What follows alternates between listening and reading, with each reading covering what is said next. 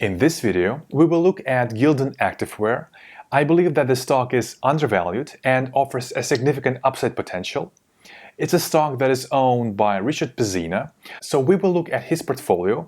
We will see what approximate price he paid for the stock in the previous quarter.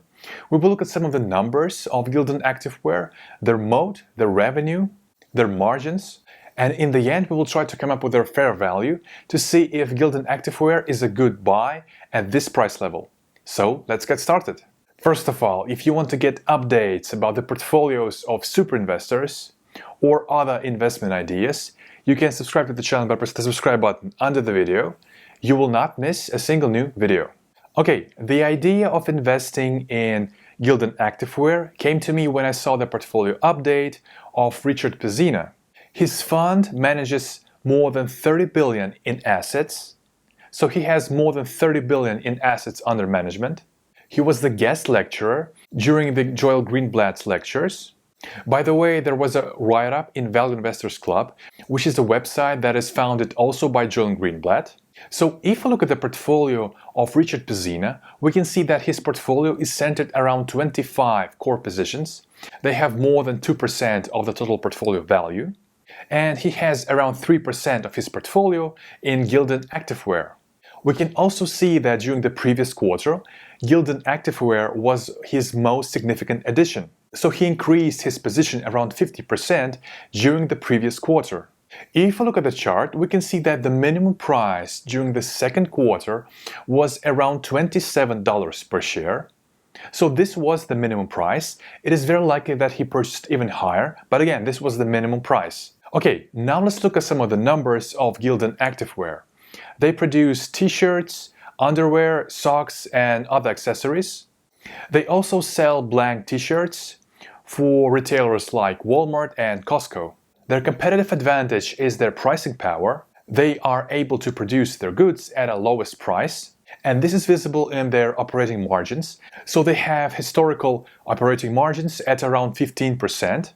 If we look at their numbers that are indicating their competitive advantage, we can see that they have return on invested capital of close to 24%. What is return on invested capital? This is net income divided by capital, which is equity plus debt.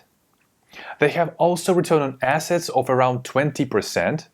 So these numbers are indication that they definitely have a moat. So their competitive advantage is really visible in their numbers. They are also paying a dividend of close to 2.6% and have a low payout ratio.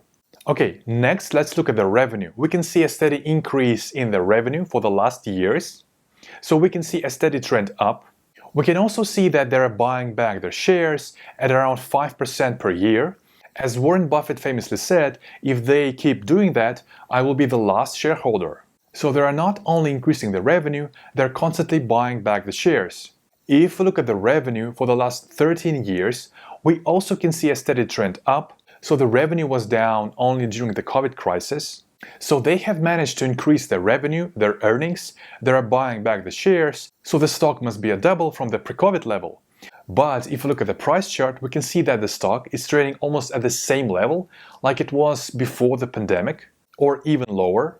Okay, this brings us to their valuation. What kind of upside we can expect from the stock?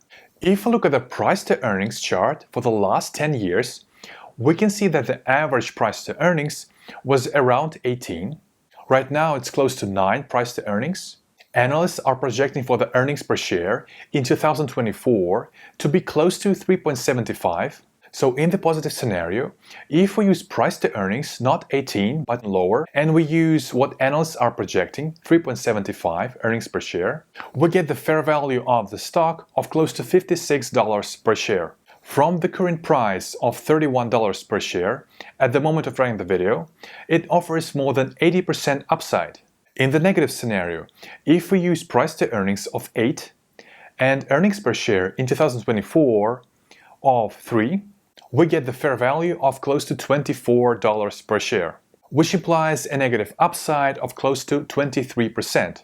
So according to this metric, in the positive scenario, we get around 80% upside and 20% downside in the negative scenario.